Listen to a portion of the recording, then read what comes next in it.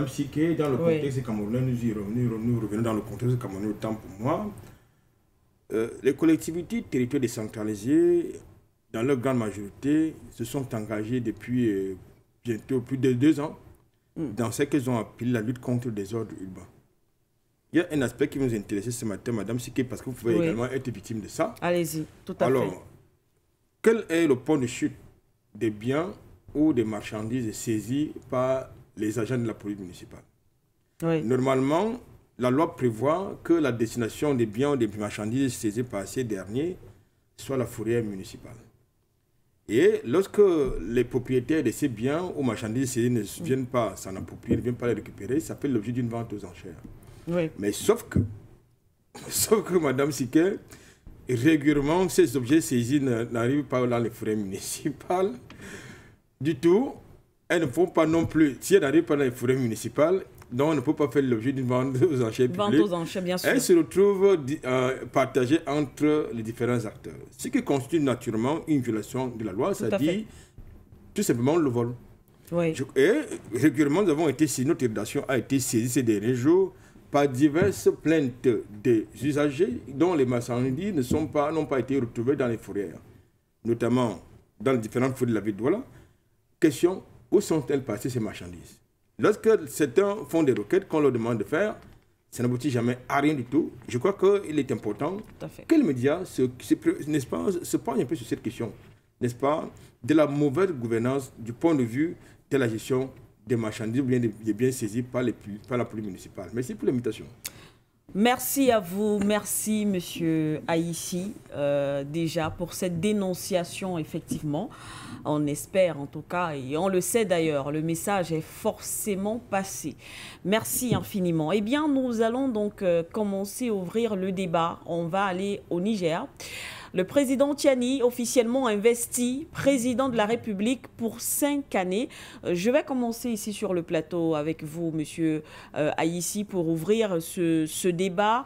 5 ans, on le sait, on l'a rappelé tout à l'heure. Jusqu'alors, on parlait de président du Conseil national, même si on appelait, du moins, considérait le président Tiani comme le chef de l'État du Niger, président de la République, mais il y a eu finalement ces assises nationales. Alors, le président du Conseil national pour la sauvegarde de la patrie, bien sûr, le général Tiani, a promulgué par décret, c'était mercredi, cette charte qui régit donc la fondation au Niger, qui consacre le titre de président de la République, eh bien, pour 5 années.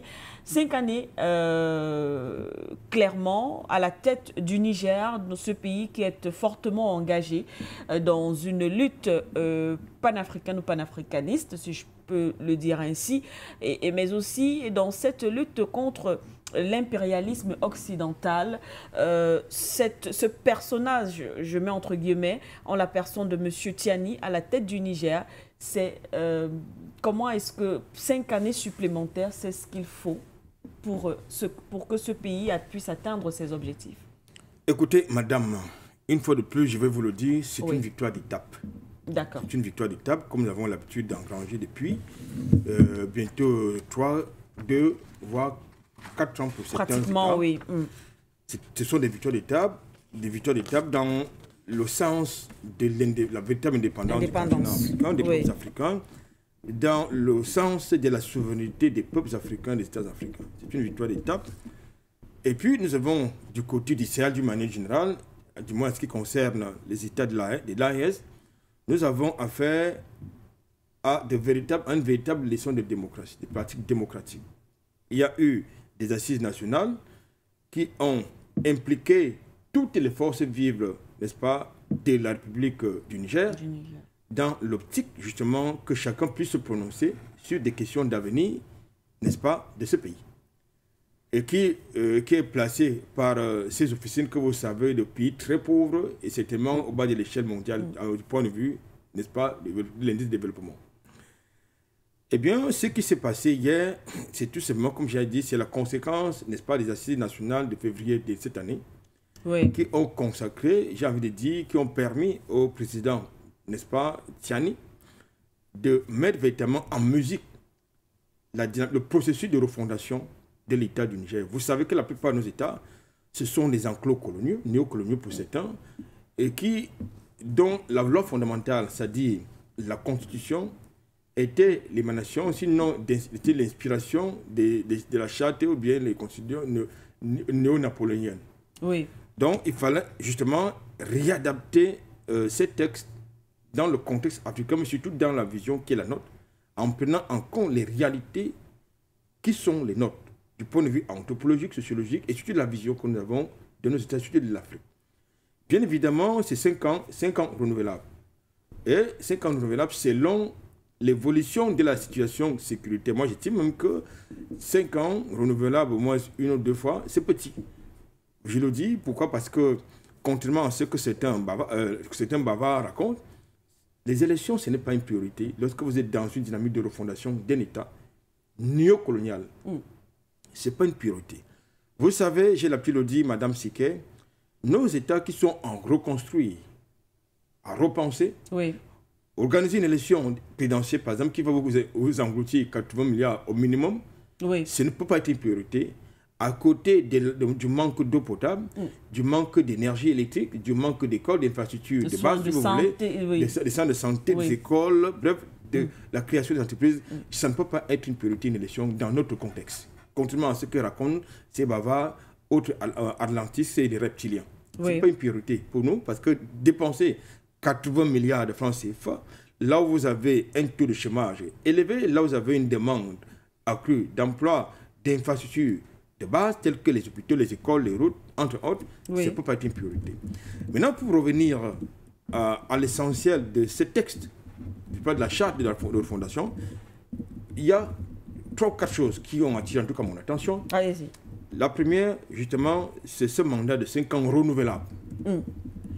La deuxième chose, et ça c'est très important, désormais, avant un projet, si vous voulez, un projet de base militaire étrangère sur le continent, sur ce pays-là devra faire l'objet d'un référendum. C'est-à-dire, si la France, les États-Unis ou la Russie veulent installer une base militaire au Niger, le gouvernement va demander aux Nigériens s'ils sont d'accord. C'est-à-dire que, contrairement à ce qu'on a l'habitude de voir, c'est négocié entre le chef d'État négocié avec ses... Maintenant, il faut l'approbation de la population populaire. C'est-à-dire on va demander au peuple s'il est d'accord qu'il y ait oui ou non une base militaire étrangère. Ça, c'est une très, très grande innovation. La seconde chose, c'est quoi? C'est, bien évidemment, la libération des prisonniers. Je crois qu'il a signé une ordonnance dans ce sens, indiqué dans ce sens, qui a consacré la libération des prisonniers militaires, je veux dire politiques, les prisonniers d'opinion, et surtout même des condamnés. Je crois que c'est également un grand pas dans le processus de réconciliation nationale. C'est important de le dire. Il a dissous des partis politiques dans le contexte actuel, ce n'est pas une urgence. Il faut que les nouveaux partis politiques que leur idéologie, leur logiciel soit en droite ligne des aspirations ou de la vision du peuple et non basé sur ce que veulent les autres. C'est-à-dire, n'est-ce pas, ces gens-là qui nous aiment plus que nous-mêmes, c'est-à-dire les reptiliens, autres atlantiques ou bien occidentaux. La troisième chose qui nous intéresse, Madame Siké, c'est désormais la nationalisation n'est-ce pas, de l'exploitation des matières premières. Désormais, même si le Niger doit pouvoir signer des partenariats en matière d'exploitation des matières stratégiques, la priorité, je veux dire, la priorité doit être de mise pour sauvegarder les intérêts du Niger et du peuple nigérien sur cette question précise. Ce n'était pas le cas avant. Tout à fait. Ce n'était pas le cas avant. Je crois que nous connaissons le scandale de l'uranium du Niger. Ce n'était pas le cas avant. Ce n'était pas du tout le cas avant. Je crois que c'est une très grande innovation. En plus de cela, désormais, il est question de pouvoir mobiliser toutes les énergies. Je crois que ces 4 faits majeurs que je viens de mettre en perspective dans mon analyse nous donnent une autre vision, n'est-ce pas, de ce pays qui est dans une dynamique de refondation, dans une dynamique souverainiste, dans une dynamique justement d'émancipation. Je crois qu'il est important aujourd'hui, désormais, pour ceux qui veulent aller au Niger, qui comprennent que lorsque vous voulez désormais faire des affaires avec le Niger, ça devait être un partenariat gagnant-gagnant. En face, en fait, vous avez carrément un État totalement souverain. Oui. Et avec les éléments que vous avez apportés, M. Aïssi, on voit très bien cette différence aujourd'hui lorsque les gouvernements aujourd'hui africains ont l'habitude d'organiser un certain nombre, certaines assises, événements. Généralement, les décisions qui sont prises, qui en ressortent, ne sont pas l'émanation de l'aspiration populaire. Là, on sent vraiment... on implique le peuple. Oui. Et on a l'impression, effectivement, que ce sont des décisions, des sujets, en tout cas, qui interpellent et qui intéressent véritablement la nation. Bien évidemment, c'est-à-dire là, les populations sont impliquées. Oui. Les populations sont impliquées dans la gestion du pays. Même s'ils ont donné leur mandat, acquis de droit, parce que tout le monde, tu peux tous les Nigériens qui peuvent être assis dans le fauteuil présidentiel, mais ces dirigeants ont quand même l'humilité de revenir d'abord, de demander l'avis du peuple avant de prendre certaines décisions, et ensuite revenir leur rendre compte. Je crois que là, contrairement à ce qu'on nous fanfarons constamment, nous avons là affaire à un modèle de pratique démocratique, Madame Siké. Je pense qu'aujourd'hui, c'est ça le panafricanisme, c'est ça le panafricanisme, c'est-à-dire le respect de la parole, le respect de l'opinion de l'autre, le respect de la contradiction, mais surtout l'humilité.